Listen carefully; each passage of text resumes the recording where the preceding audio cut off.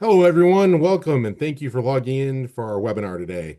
My name is TJ Cantwell. I'm the Executive Director of the NCCCO Foundation.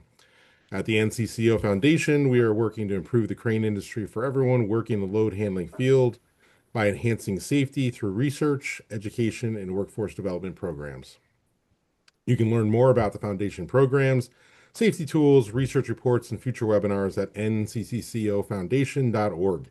Today, as part of our educational webinar series, our topic is Cranes and Careers, Real Stories, Real Advice from Crane Career Advisors. During our webinar today, our speakers will be sharing their personal experience and advice about careers in the crane industry, and I'll be acting as a moderator. Please note that today's webinar is being recorded so we can share with others. Before we start, I want to provide a brief introduction to our great panel. First, we have Corey Garrison. Corey lives in in Clackamas, Oregon, and is currently the crane superintendent at MWH Kiewit. He has been in the crane industry for 11 years. He started out as a rigger and progressed into the seats of small hydros and lattice boom crawlers, gradually working his way into towers and larger cranes, eventually becoming a crane foreman, overseeing scheduling of work and personnel for 6 cranes on the projects. Before that, he spent 4 years of active duty in the Marine Corps, stationed at Camp Lejeune, North Carolina, from 2007 to 2011. Then we have Kelly McClellan. Kelly is a 29-year member of the IUOE Local 101. As a rank and file member of the 101, she has had the opportunity to work on many of Kansas City's landmarks, Kauffman and Arrowhead Stadiums, and H&R Block in Power and Light District are a few. Kelly has worked tirelessly to promote success for women in the trades through education, leadership, and mentoring. Kelly is co-founder of Heartland Women in Trades and Tradeswomen Building Bridges. Kelly has also been on the steering committee of the National Task Force on Tradeswomen's Issues since 2019. We then have Mr. Luke Quadrarco. He served in the Marine Corps as an infantryman and deployed to Iraq and Afghanistan. He has been in the crane as a crane operator for about 14 years, during which he was on many high-profile jobs throughout the U.S. Over the last few years, he has helped over 350 veterans with their VA benefits, and 24 veterans get into crane operation. Luke is currently a tower crane operator with Tipton Crane in Atlanta. And finally, we have Becky Thielen, who currently lives in Wisconsin. She has more than 10 years' experience as a crane operator, mostly in tower cranes. She has been involved in the construction of many projects, large and small, throughout the state of Wisconsin. She is currently running a variety of different cranes for Reynolds Rigging and Crane. I also want to note and thank every one of you for volunteering your time as an NCCCO Foundation Crane Career Advisor, meaning you're willing to share your advice and answer questions for those who are interested in starting a career in the crane industry. So again, I appreciate you volunteering your time for the new initiative that we've started, and hopefully we'll be sharing some great information here on this webinar. Welcome to all of you, and again, on behalf of myself and everyone that's watching this, I want to thank you for taking your time out of your busy schedules to help participate and share your expertise and wisdom. Now I'm going to jump right into it, and let me stop sharing this so we can get to see your faces when you talk here. Um, so I want to start. I gave kind of a brief background bio for everybody. Um, but kind of wanted to go through everybody and briefly just have you talk about,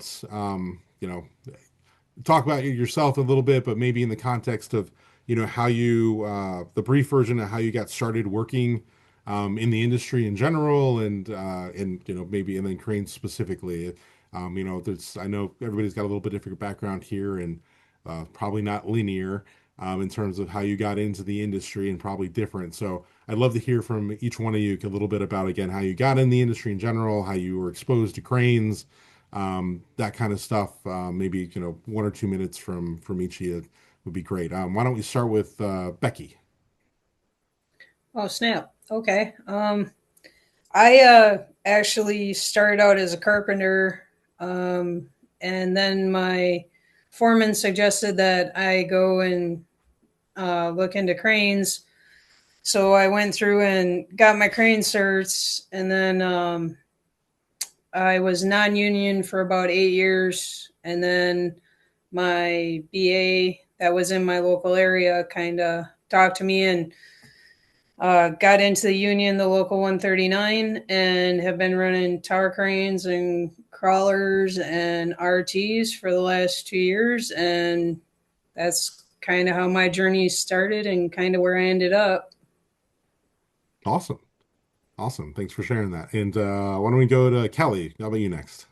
All right, all right. Mine is definitely not linear, but um 30 years ago, I was talking to my cousin because we both worked at places where we were gophers. She worked for J. Dunn, one of the largest construction companies, well, in Kansas City, but they're national. And she was kind of a gopher. They had a person who went to each job site and, took stuff to here and there. And I worked for my father-in-law's print shop, and I was making $7 an hour and she was making $20 an hour. And I was like, all right, how'd you get your job? Because I'm like, this is not how this is supposed to be. I'm supposed to be making more. And she's like, well, I just answered an ad in the paper. And then I was like, well, I think it would be fun to operate.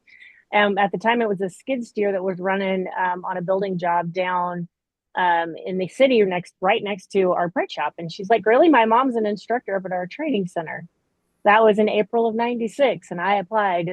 She told me to go when the application date was. I applied. I was hired in August of '96, so almost 30 years ago. I started making that $20 an hour, and I haven't looked back. I throughout my career, I've worked asphalt, I've worked in concrete plants, I've built roadways. I've ran cranes. Our local is a mixed local. Some locals, if you go across the nation, are there are specific crane or you target yourself into a position. I actually was running some cranes. Oh Lord, time. Now we have to do math. Let's just go with 15 years ish ago, and then I got into the dirt side and I started running dozers and loaders and stuff, and hence the picture that you used in my bio. And it was a long time that I spent, over there on the dirt side. And when I came back to the building side, 'cause now I typically run forklifts and stuff. Uh, you had to have your certs, and I didn't have my certs at the time. And everybody's like, you should get your credit card. I'm like, okay, guys, you do realize I'm retiring, right?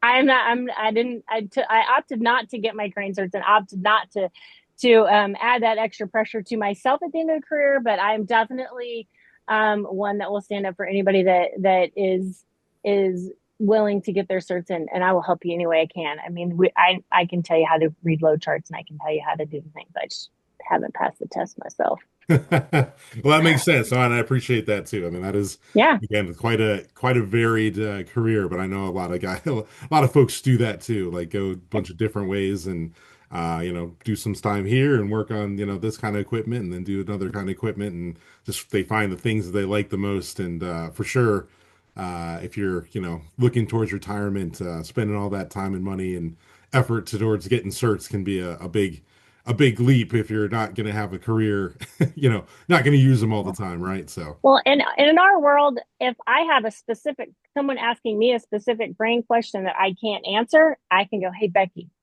I can call my sister. There's always a sister I can call and ask questions to if I need something that's more specific or NCCCO gotcha. specific. Yeah, great. Yeah. It's a great, Yep. great We're a fraternity. team. Yeah, or sorority or group of society. Well, I appreciate that. Corey, why don't you go ahead? Um, yeah, so my start, I after I got out of the military, I wasn't really quite sure what I wanted to do. So I spent a couple of years bouncing around, and it just kind of dawned on me one day. I remember in high school, I heard about West Coast training out in Washington, and that they did training for heavy equipment. And at this time, I didn't know anything about the union. Like I was just fresh out of the military, pretty much. So um, I thought, yeah, I'd put my GI Bill to use. So I reached out to them, and when I first learned about them, they only did heavy equipment. Um, but fast forward 6 years, they had just started a crane program, and they offered that to me, and I was intrigued. So I jumped on it, and went through their program, got my initial certifications with hydro and crawler or lattice boom at this point, um, and the rest is history. It's just that's all I've been doing ever since. So Nice, thanks. And I know you've done more than that, but we'll get to more of that later. yeah. What you guys have kind of done after that. And then go ahead, Luke.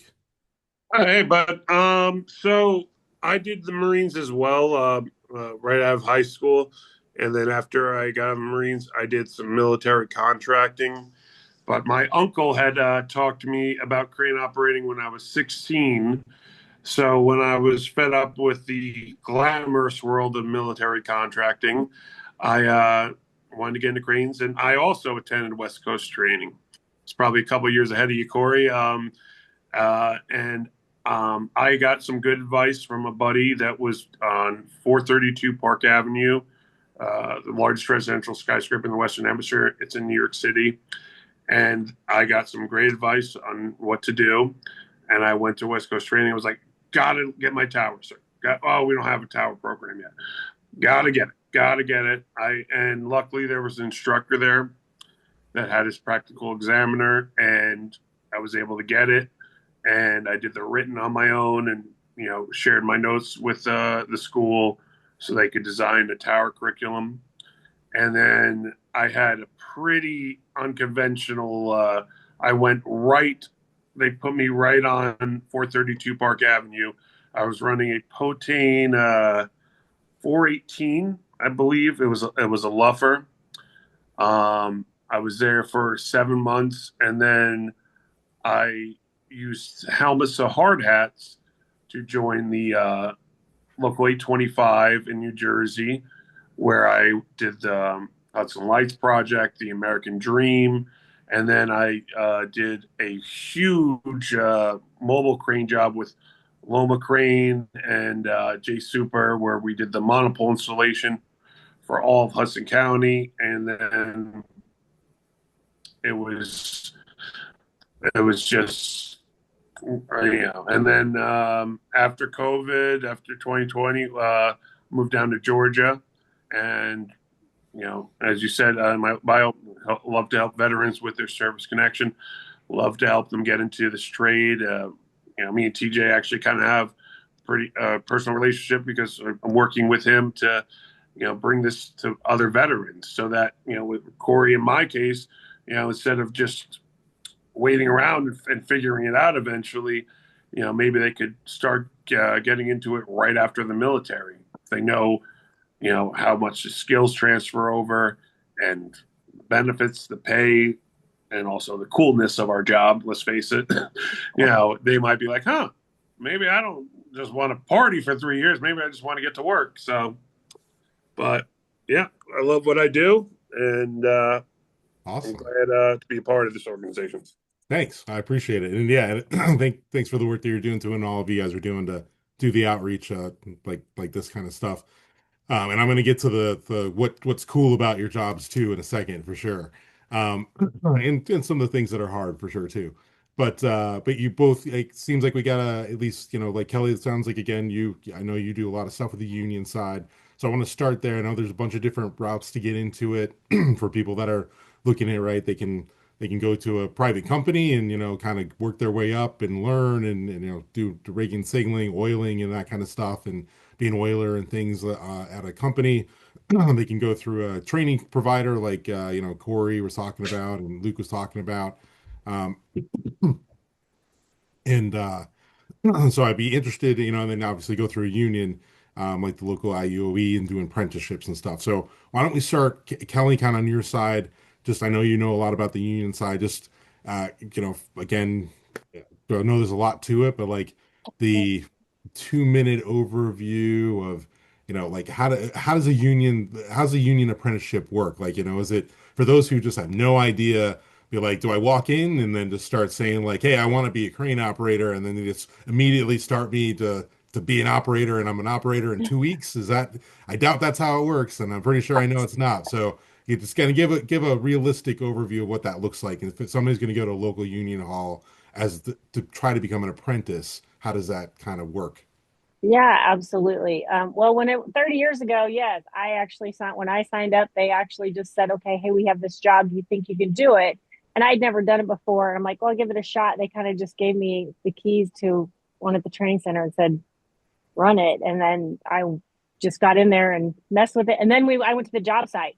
No training whatsoever. I'd never stuck a key in the machine before, and it was most of it was on the job training. So I went and applied. You have an interview process.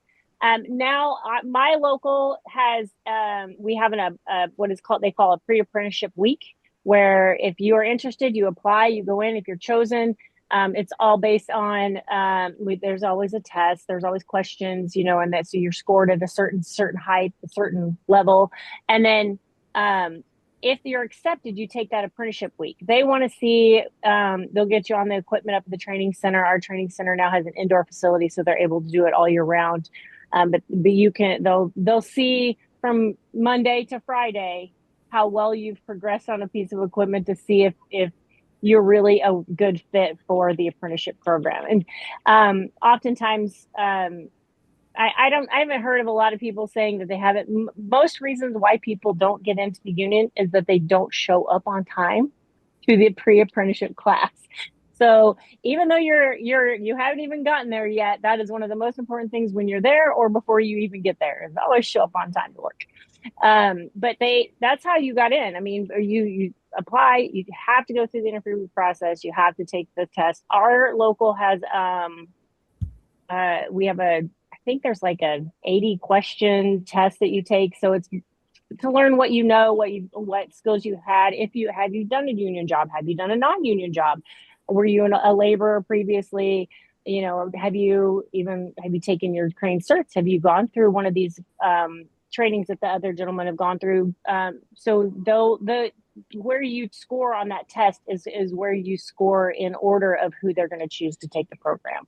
And so for that, if you go to the union hall and you sign up, they're just going to send you over to the training center. Now it is 2026. So basically you go online and you fill out the application process, and they will reach back out to you via online. And it's a strange world we're living in. Nothing like when I had to go up to the training center and go in person to do everything because it's online. So now it's online.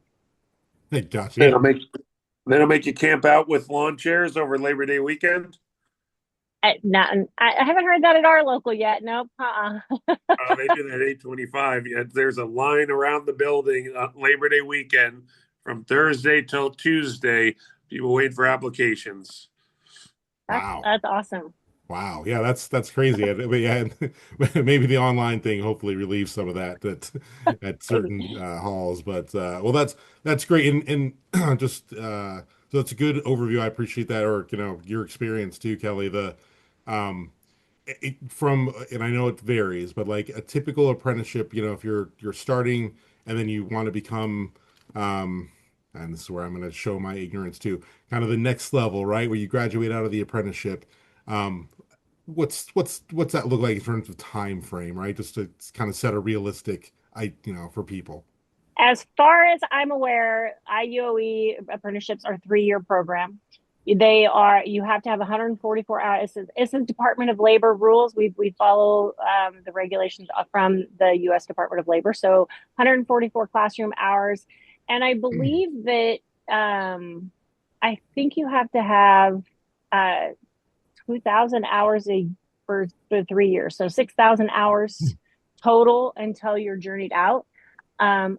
Lately, I've seen 3 or 4 guys that have just hammered down and gotten all of their crane certs, have all their hydros, all their lattice boom, and their tower crane certs before they even graduate the apprenticeship program, which is pretty amazing. That's some hard work and some long hours, being dedicated to the crane world, which is what we need. We need more crane operators here. We're in my area. We're still, hey, who do you know?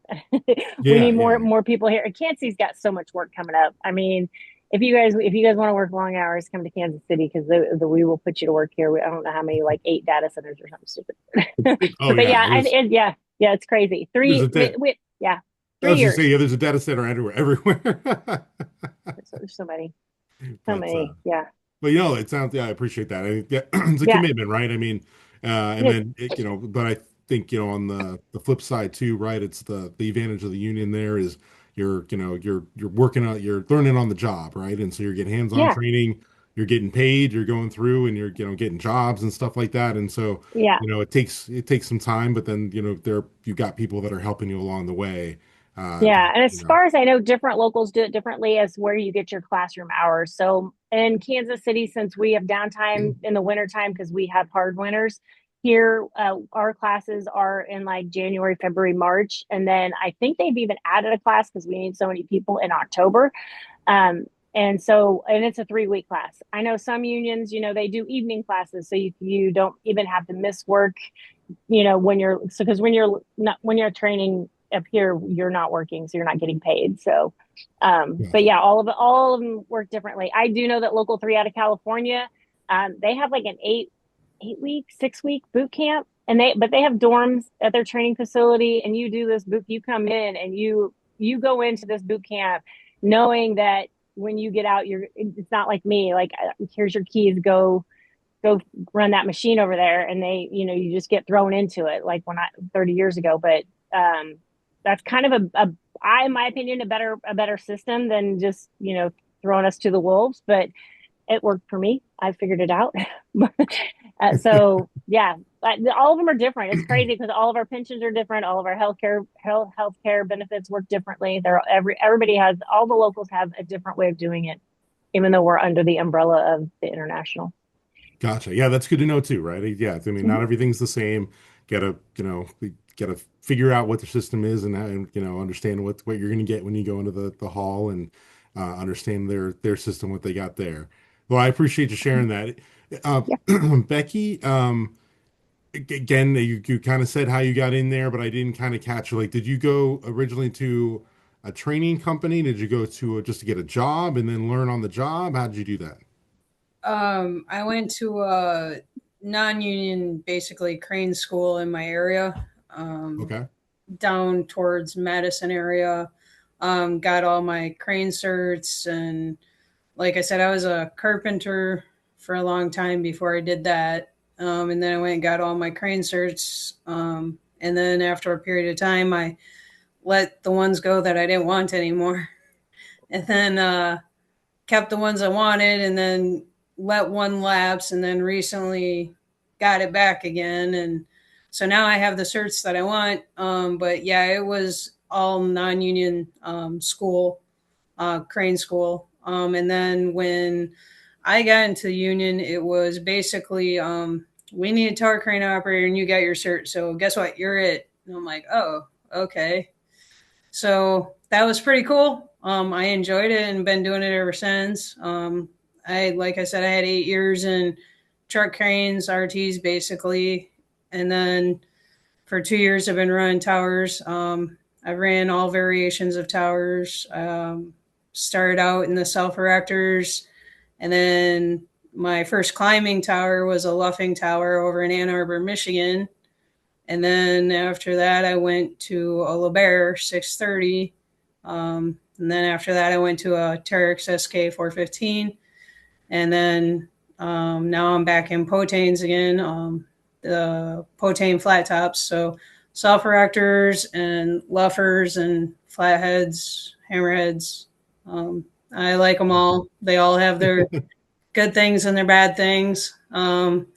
But yeah, I enjoy it. I don't know as much about the union as Kelly does. She's very Sure. knowledgeable about that, and I'm kind of batting out of my league here with these guys here. But Oh no, no. Well, because I was going to just include you and Corey and Luke together because kind of that, because going to the school, kind of like the non-union route, right, and going to the schools and kind of get your kind of overall impressions. I know it's been a while since all of you kind of went to the schools or whatever, and generally, yeah, again, talk about that experience. So, like, did you just walk in, apply? I presume you had to um, pay some money to do it, and uh, my BA kind of found me. He knew of me when I was non-union, kind of working on the other side, and he kind of found me and kind of like, hey, come here. let me talk to you for a minute. And it was the best decision I ever made. I enjoy craning. I enjoyed it when I wasn't union. It was a journey. It was an adventure that I had to go through in order to get to where I am. And I'm grateful for that. But I am enjoying very much so more being in the union than on the non-union side. Our our our school, our union is very good. The 139 has a very good school over here in Coloma um, that apprentices can go to or journeymen can go to anytime you want to take classes or just get in a piece of equipment and operate, get test your skills better to keep your skills sharp and stay on top of things. And in the off time, even though we don't have to research until 5 years after our last research, or however you want to say that, I kind of keep on top of it throughout the period of those 5 years by just kind of studying and looking at things and reviewing, so that way when I take my research again, I'm on top of it. Oh, Kind of getting a little off track here. Sorry. no. I'm gonna come back to that though, because that's something I want to cover. But before we move on to that, is I just wanted to kind of get Corey and Luke, you since you both went to the same school, right? Different times, but different, like same school. Did you all how'd you know there was a school in your area? Like again, did you have to apply? Like what's that thing again for people that are looking at it like, oh, I could go to the union or I could go to a school. Like again, how'd you guys get into the school route? Or you want to take it, or you want me to? Yeah, I'll jump on it. I honestly, I think it was like a job fair or something that we had at my high school, and it did. I thought maybe it'd be a cool thing, but I ended up going to the military instead. Then I got out and remembered it was just what I knew of it was just heavy equipment, and they offered the crane school, and like I said, I jumped on it, but it was like Luke was talking about earlier. It was right before they. I think I was the last class before they started the tower crane school. Like I was there when the tower crane showed up for their next class. So that was kind of cool. I was like, damn, I missed out on that one. Excuse me. So I missed out on that one, and so I had to pursue that one on my own after going to work. I think one of the things that one of my biggest takeaways from it, going, if you look at it a union versus non-union perspectives, it's like you don't realize going into that how hard you have to grind when you're done. Like you don't finish school and then you're off to the races. Like it's still a grind. Like now you have enough knowledge to go out and get yourself in trouble. So it's you got to hope that the schooling's good, which I will say the schooling that I went through was good, and it set me on a good course. But you really have to be committed to it. As far as getting in to the school, I just reached out to him. I looked him up online, said, hey, I'm a veteran. I want to use my GI Bill. Is that something you guys do? And it turns out the school was established by a veteran. So they're very, very veteran oriented as far as getting accepted into the program and things like that. They provide or offer, housing and assistance and things like that. So that made it easy, especially, for me, like moving back home from the Midwest and like, didn't really have a place to go. I think I'm gonna go try this school out. So, Luke, similar experience? Yeah. So I was. With the as for veterans with the school, it's pretty much you apply for your educational benefits on the VA website, and you call the school. Any of the schools mostly follow the same routine where you fill out an application. They send you an acceptance letter. If you're not a veteran, a lot of the schools have payment plans. Even if your credit isn't so good, they have a program that will work with you, and you pay, I think, 20%, and the loan will cover 80%. And I think you don't have to make payments for the first year.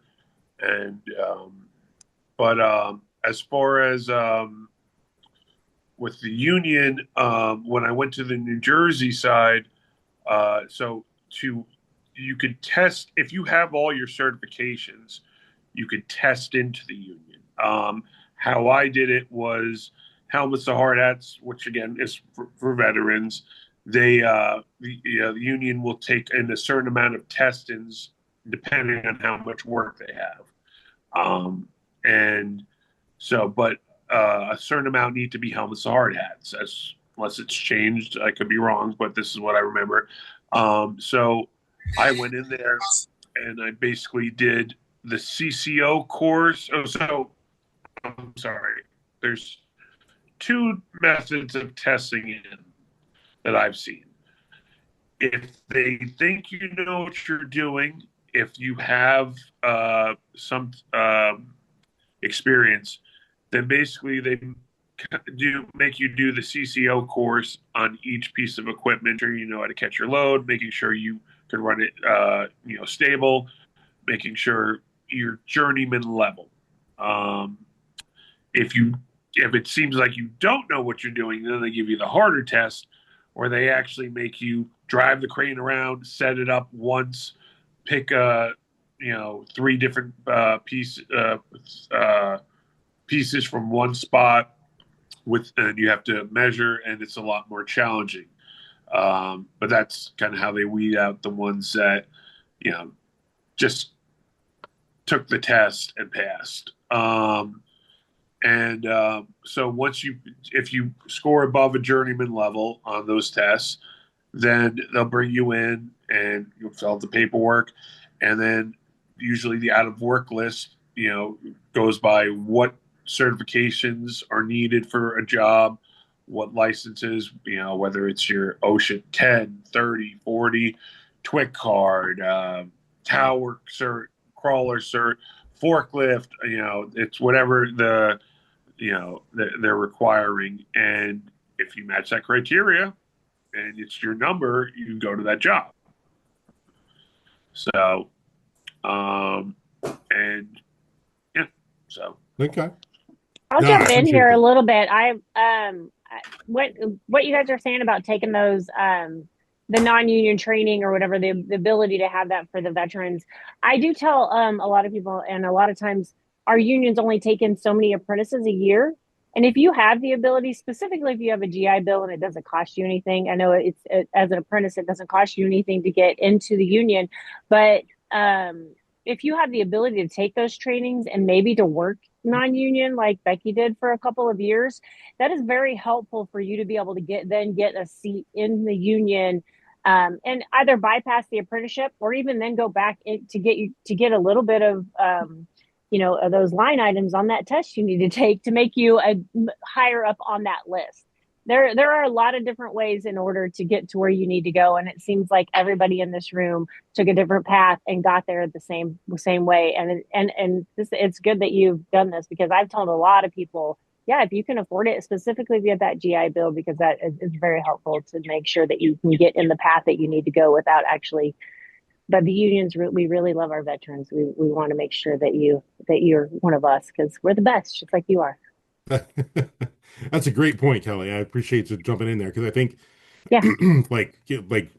saying that there are some halls that have limited seats, right? But that being able to go a different route and, like Becky started, get non-union, but got into it later. And it sounds like everybody kind of did that. But kind of there's a bunch of different ways to get into it and do it and to kind of start the career, which is why I'm glad to have all you all on here to provide the different perspectives. So to kind of switch gears a little bit here, which is, again, I know, some of you are, actively operating a crane like literally earlier today. Some of you have done it in the past and are doing something a little bit different now. Some, I think Corey is like, kind of doing more of the supervision management side of things nowadays. But I'd be curious to know kind of just both, to be fair, the things that you love about, when you operated cranes, the things that you loved about it, and maybe some of the things that were difficult or you wish you would have known. Let's maybe put it that way. Well, this is, I wish I would have known this ahead of time, or this can be hard. it's just a reality that some people just don't think about. So to be fair, kind of just like, I'd love to hear from each of you kind of the pros and the cons, the thing you love about that kind of as a career, and the thing you're like, again, you got to really take the good with the bad, and what's the thing that would be difficult. So why don't I go a little bit backwards this time? I'll start with you, Luke. What are your thoughts? Ooh, oh, I wasn't expecting you to do that. I was hoping I had a little more time. Things I love about the job. I mean, obviously the pay is great. I mean, where else can the dumb grunt, like me, make the money I do playing with big toys, right? I mean, um, it's for me, I like it, the fact that it's a team. You're part of a team when you do it, and you have your riggers and signalmen, and if you work well with them, everything goes so smoothly. You're always building something new. You always, you have a sense of purpose, um, and if you're always, running something different, it's just a great career. The things I don't like about it. I mean, I'm still in love with. I'm in love with the career. I still wake up every day with a smile on my face. Um, I would say this, that because a lot of new people get discouraged easily. Not every job is a perfect fit. You could be a great operator, be on time, maybe your personality clashes with someone, or maybe they don't like that you only have 3 years instead of 5 years, or so I don't like that I see a lot of, from the management side, a lot of mistakes get made in the office, and it's very forgiving. But if we make a mistake in the field, we're gone. So that's something I don't like about our industry, is that it can be very unforgiving. But once again, I that's a short list. I still love it. I'm happy doing it, and I'm still happy helping as many people get into it as I can. Sure, no, I appreciate the honesty. That's what I was looking for. Again, we want to be upfront with folks and be like, yeah, I mean, it is a tough job, right? I mean, you got literal lives on the line. If you do something wrong, bad things can happen, and lives at the most extreme part, and there's other things that could damage and all that other stuff, right? So it's a pretty high, I would say, high stress job, right? So you gotta deal with The operator is always the one that gets blamed when something goes wrong. it, right? Whether that's fair or not, right? Yeah. So. Yeah. So, well, I appreciate that. Kelly, why don't you talk about it again? I know you're not doing cranes now, but if you've got some thoughts on, again, pros and cons of of when you worked with cranes, or just the industries and construction industry in general, and being a supporter of females to get into the industry. Okay, so you want me my female box? Okay. Well, Any way like you want, you can do anything you want. right? I know you're really, you're a No, big it's good. No, I promoter am. of women too. Yeah. So, like Luke, I absolutely love my job. Absolutely love operating equipment. And cranes, dozers, skid steers. I'll take a skid steer on a 2-to-1 every day. I love grading dirt, but I absolutely love operating my telehandler. I mean, it is very similar to a crane, only I have to drive that 90-foot piece of equipment, pipe around the job site over the cars that you parked in the parking lot. Sorry, guys, but that's where I got to go, and place it on the mod where the pipe fitters need it.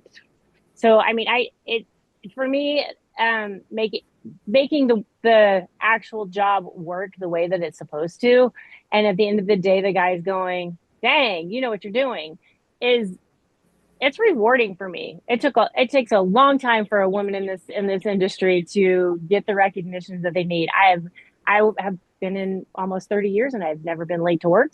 I don't do drugs. I've actually never dropped a piece. I haven't ever ran over anybody's cars. I mean, there's so many things that men have done out there that I have never done, and I've never gotten any recognition until probably the last 10 years, where I've gotten callback after callback after callback, because they want me to come do their jobs, because I am smooth at what I do, and I act. It's probably because, unlike a lot of people, Luke and I actually love our jobs. A lot of people that we work with just go out there and do their job. They're just there to make the money and make the paycheck. It's a lot different for people like me, when you can just kind of tell. And I'll talk about my job all day long. If you want to, I'll stand on my female box here a minute. One of the things I don't like is the fact that I would get laid off first. I'd be one of the first ones laid off, and one of the last ones rehired at the beginning of the year. We did a gender equity summit here in Kansas City with Heartland Women in Trades, one of the organizations I belong to, and my business manager and I had a spot on the stage at the same time where we were speaking together about women in the industry, and I flat out said that his pension is probably double mine.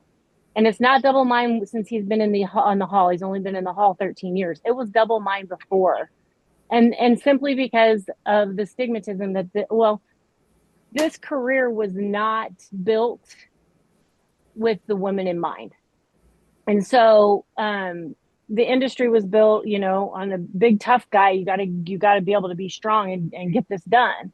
Well, I came out of high school at 120 pounds, and I was 6 foot tall, and I went to modeling school. And here I am 30 years later. I'm still the same person. No, I'm not 120 pounds anymore, but I can operate equipment like anybody else. And there's no reason why we should be saying that, just because you're the woman, that you shouldn't be having the hours. So if that would be one of my soapboxes to stand on, that would be one of them that I can stand on. And I will tell you that the industry in 2026 is getting a lot better, but we have a long way to go.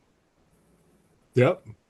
I'm glad you said that. I mean, I think that's the truth. We definitely need more more women in the industry. We need more understanding, more, like you said, it's not designed for women. It's not taking consideration of anything that might be different with that.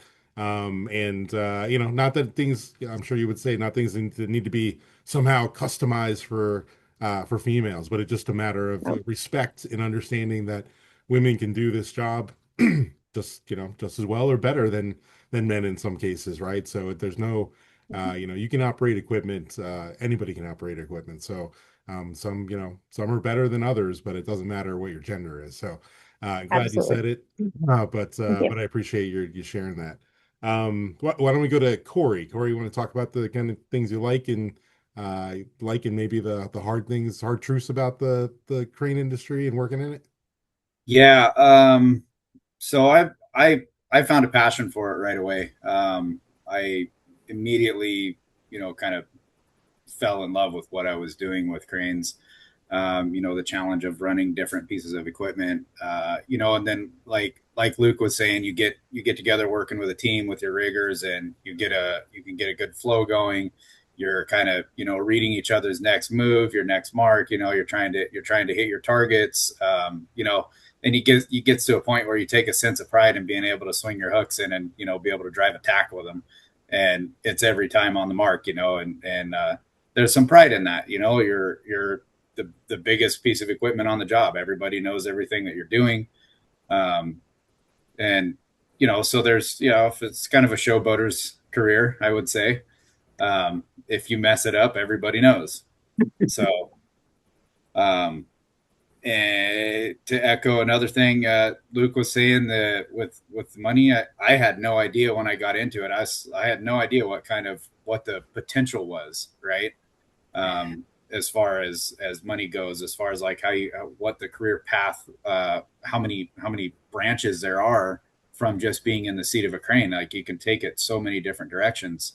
For myself, getting out of the seat and going into a foreman and, stepping into more managerial roles, I didn't know that was possible. I thought you had to have a college degree to go do what I'm doing, but for me, like now, Kelly, you said a bunch of things that resonate with me too, and I'll touch on those things, but with the understanding that, like, there's a bunch of college educated people that didn't come up in the field and they mess things up. And, you know, Luke nailed it. Like, there's people that they mess up, they don't get in trouble. The operator messes up, the operator gets in trouble. I think being in a position where I come out of the seat and get to step into the role where I'm at now, and I still bring that same passion to the table and get to mingle and communicate and elaborate things to these people that don't quite understand what we see or feel out in the field. That's a huge thing for me. Like, I can go and speak as a current union member, but also a manager on a job. I can go and speak to these other managers and tell them where they're messing up ahead of time. You tell them, hey, like, you're going to put your operators in a bad spot. You can't do that with the Oilers. Like, there's certain things where I have the ability to stand up and protect the people that I'm working with, right? The ones I'm working for.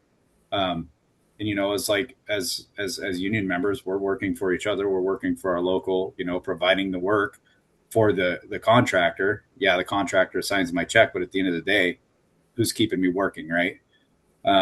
So I love that about it. The challenges, for me, you know, I've got 2 young kids, 1 and 5, and I spend a lot of time away from home. You know, being a dad, like, that's the first and foremost, most important part of our life is our family. But, you know, to do it, I've got to be here. So, I think that is my number one challenge. And, 2 is sometimes dealing with people, dealing with, you know, you get this anywhere out in the field, you deal with ignorance, right? People that, you know, I've been doing this for 30, 40 years and this is how we're going to do it. And I'm sorry, man, no, that's not how it's going to go. Right. Like, it's dealing with ignorant people. That's one of my biggest challenges, and being able to, I guess, coach myself and seek my mentors to help me nurture relationships with people and not just kind of lose it and tell them, like, you don't know what you're doing, you know, like, being able to manage your emotions, I guess. Semper Gumby. Semper yeah, Gumby. Semper Gumby. That's right. No, and then I want to add with Kelly's point. I don't know if maybe that's a regional thing with having, you know, any sort of separation with women in the trades. I know when I first got into it, there was a lot less women in the field than there is now.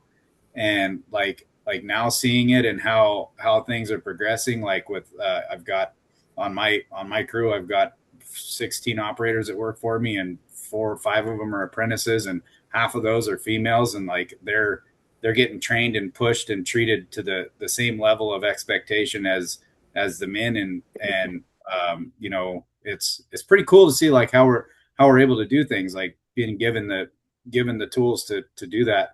But in regards to the female thing, I don't know if it's regional or what, but out here on the West Coast, like, if you're a female and you're looking to get into the trades, hit up the unions, because, you know, it's the spots are there. I can tell you that Oregon Tradeswomen is an amazing organization, and they are right out there pushing away. I am part of the organization called Tradeswomen Building Bridges, and we took a delegation of tradeswomen to London in 2022. And Oregon Tradeswomen was one of the 4 organizations that we took with us to teach the best practices. And they are one of the 4 organizations in Oregon, Seattle, and Boston, and then Canada, who were getting 10% women in every single union trade across the board in their area. So yes, I will praise my Oregon sisters for stepping up and making sure that women are more seen in your area.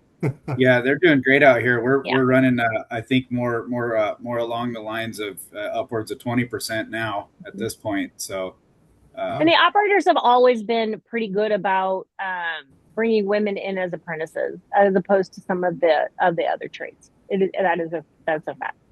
nice. Yeah. Well, that's good to hear. Yeah, it's good to hear that things are making progress, and especially good progress in some certain areas. So.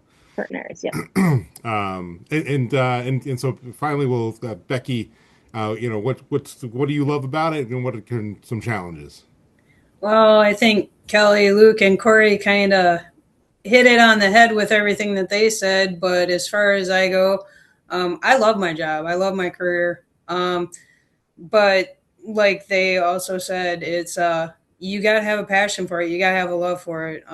You definitely have to commit to it. You are gonna put in long hours, and it's not just at the job. It's like I said, keeping your skills sharp, studying, and you're always learning. You're constantly learning. A lot of operators that I look up to have told me many times, and a lot of them are ready to retire, that they never stop learning, and there's always something new. And it's a constant adventure, a constant journey, a constant change. You're always adapting to something.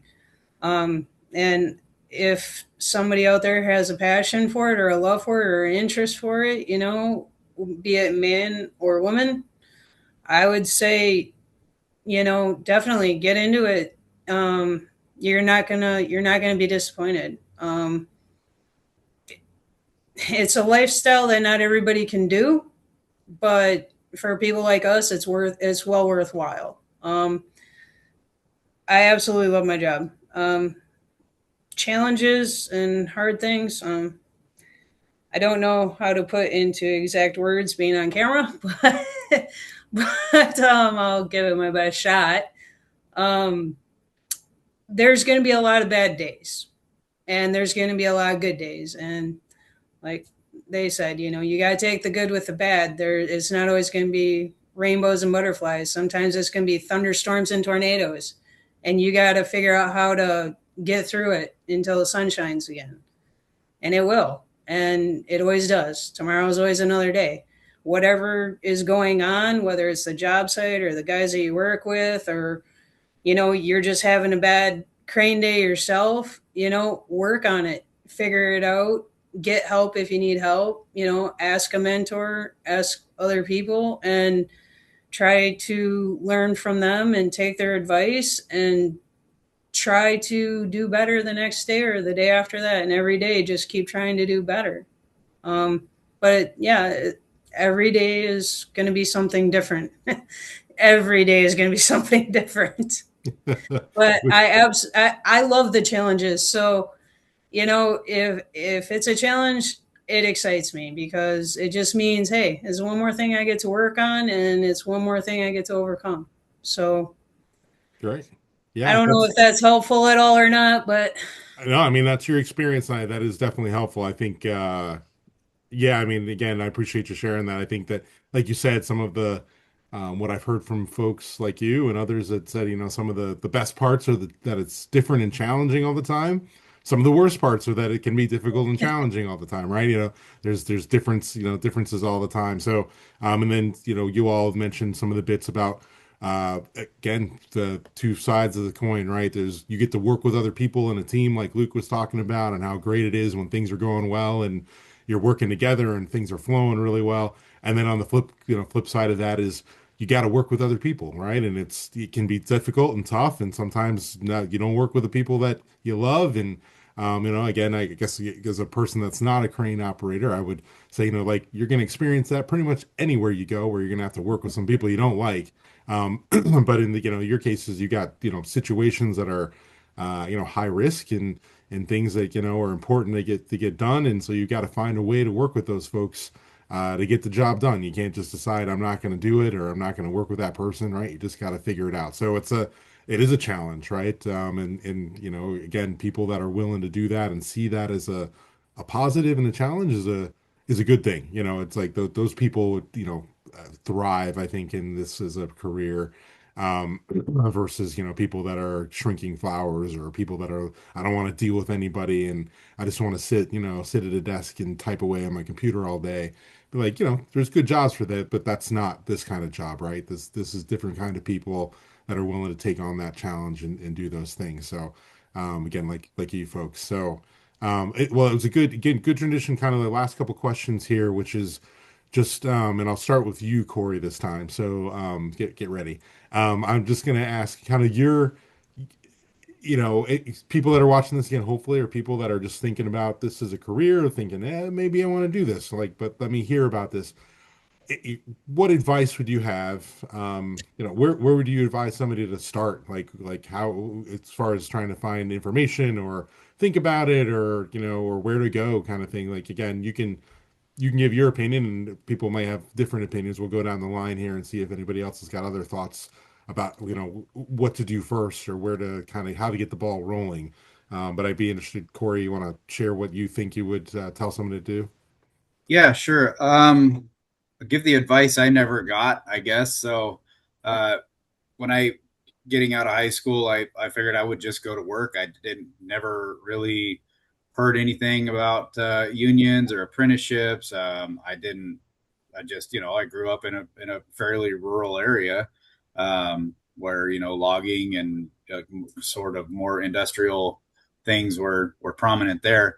But if you're somebody graduating school and want to go into the trades, I think your first outreach should be to your local unions. And if that's not the route you want to go, it doesn't hurt to look into the non-union trainings. There's benefits to both. I think that the major benefit to getting out of school, if you don't want to go to college or don't want to join the military, like those are the pretty traditional routes. The traditional route going union side is you get to go to work, and you get paid to learn. Like you're not. I feel like one thing I took away from after the Marine Corps, not to discount my service there, I would do it all over again. But looking at where I'm now and thinking about the time that I spent between getting out and going into the crane industry, it set me back 4 years, really 4 to 6 years from where I could be, because I didn't have the information. The outreach wasn't there. So I to that end, I'm very thankful that you guys at the NCCCO Foundation are doing this, because this outreach is huge. It's not widely talked about in the rural areas, right? And the other thing I would say for the veterans, same thing. Veterans getting out of the military, wanting to get into the trades and not sure what to do. There's a lot of programs out there, like Lucas talked about, helmets to hard hats. If it's your thing, man, go use your GI Bill. Kelly made a great point to that. Go use your GI Bill and get the training and get the exposure and take advantage of those benefits that you've earned. And then take those benefits forward with you. And some local markets, the union's not available. Certain parts of the country, the union is just not there, or the presence is not as strong as other parts of the country. So that training outside of the union, if your next lead into the market is non-union, that's going to be your ticket. If your home local is 200 miles away and there's no union work, that's what you have to do. But I think ultimately it boils down to what your situation is. Are you coming out of school? What's your approach? And then research union, non-union, and what's going to be most applicable to somebody's local area. Excellent. Thank you. Hey, Luke, what are your thoughts on that one? Advice to get started.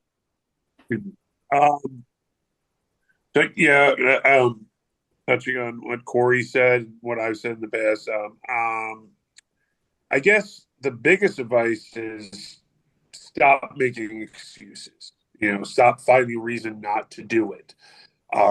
So many times where I'm helping people get into this, they're like, "Oh, well, I got to do this, or I got to get this hand." Obviously, you need to make certain, things a priority, but you're always going to regret not doing it sooner. That's the most common thing I hear is I should have gone to the school sooner. I should have joined the union sooner. Should have done this sooner. There is a way to do everything. There is a way to, there's even if you don't have the money to go to a school, you could try applying for the apprenticeship program. If you don't get accepted, there are organizations like the CCO Foundation. They do scholarships. There's other organizations. There's angel investors. There's all types of methods to get the money, Also, like I said, they have most schools have the financing.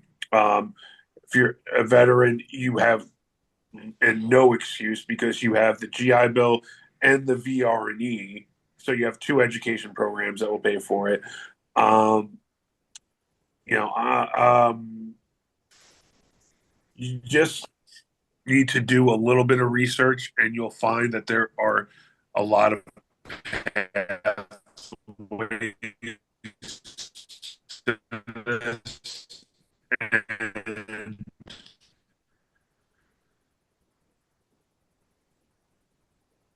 Oh, I think you're breaking up on us. There, there I've we go. been Okay. people to West Coast training. Oh, sorry. I like their posing.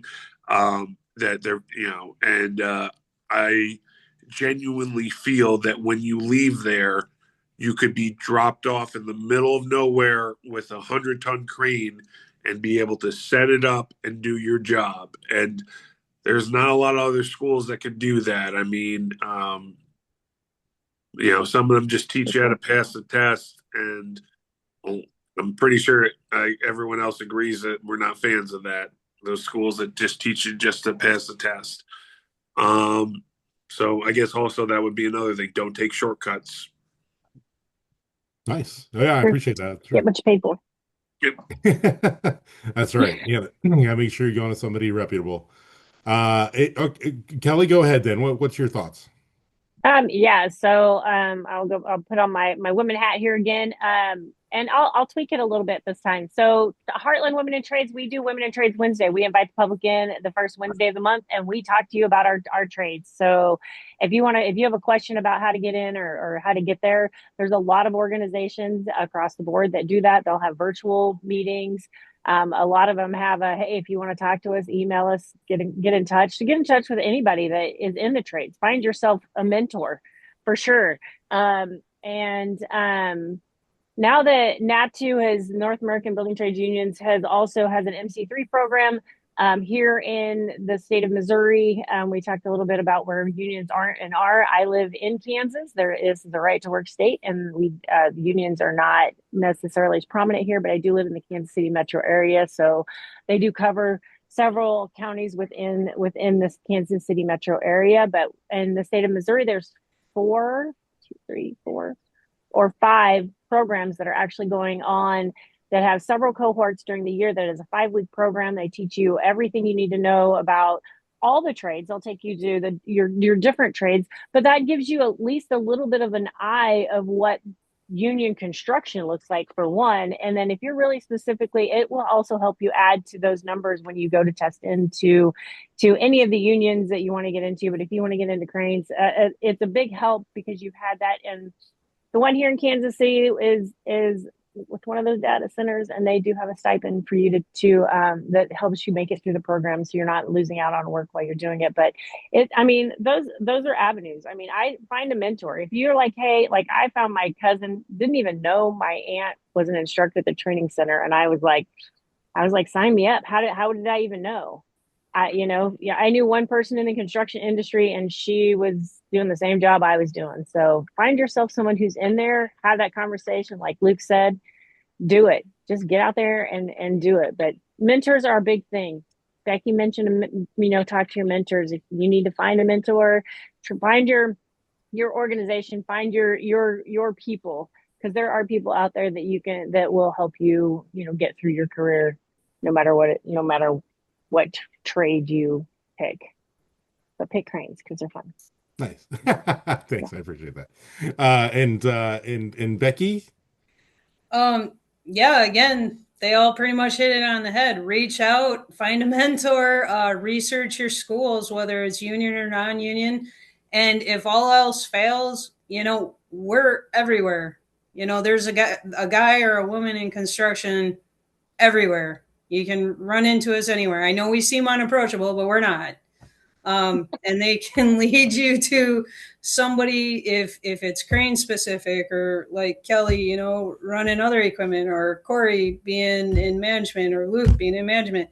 Depending on what route you want to take and how you want to get started in it. But I like how we all kind of started. We all kind of started at the ground up, and worked our way up to where we are. And I think it's very important that you do your research and find out exactly what's the union about, what's the non-union side about. Okay, I need more information than what I'm doing for my research on social media. So, like I said, you can find one of a construction guy at church. You can find him in the grocery store. Pretty much any sociable event. Like, we all have kids. Well, I shouldn't say we all have kids, but we have kids. So you're at family events, and if you know somebody that's in construction, start up a conversation, talk to them, be like, hey, I'm kind of thinking about doing this. Where do I go? How do I get into it? Talk to somebody. We're more than willing to help. Especially with our trade, we need operators all over the United States, from what I've heard. We're all kind of shorthanded, whether it's on the union side or the non-union side. But talk to people. It's just a matter of communication and talking and research and getting those phone numbers until you run into somebody who can guide you in the right direction. Like, yeah, I got you here. Let's talk about this. Let's take you this way. I mean, it's all a matter of communication, research, finding somebody that's like, I got the answers. And until you get those answers, don't stop asking.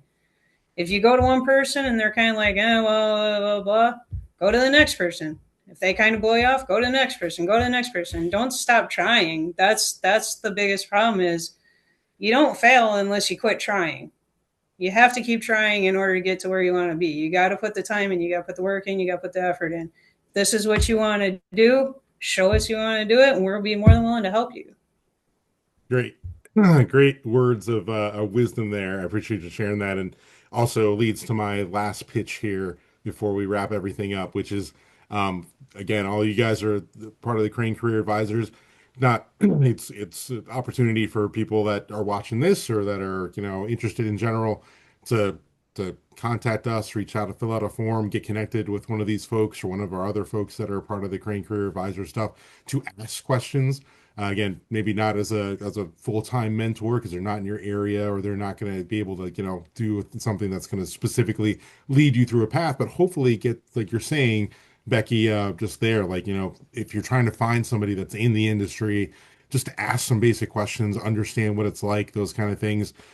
That's the idea behind the Crane Career Advisor stuff, which you guys are all part of to do that. So I encourage anybody that's watching this that might be interested, to be able to, fill out the form, takes less than a minute, submit it, and then we'll connect you with somebody to talk to you about, the Crane careers and kind of answer again any basic questions you have about it, and hopefully kind of get the ball rolling and get you in the right direction. As you can see from all the people that have been involved in this and talking, we got a lot of really great, knowledgeable people, and people that are willing to help others and share and get them into this as a career. So again, I really appreciate you all. Before we wrap up here, just wanted to mention again, we've got other webinars that we do on safety, on other workforce stuff that I encourage you to check out our website, ncccofoundation.org, and look under webinars. You can get that kind of information. You can see all the recordings like this one. And so just wanted to wrap up here and just thank everybody again for your time. Thanks to you, Corey, Becky, Kelly, Luke, for sharing some of your wisdom and knowledge and expertise.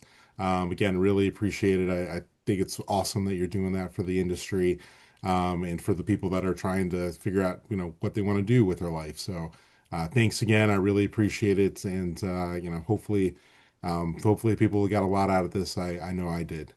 Thank you.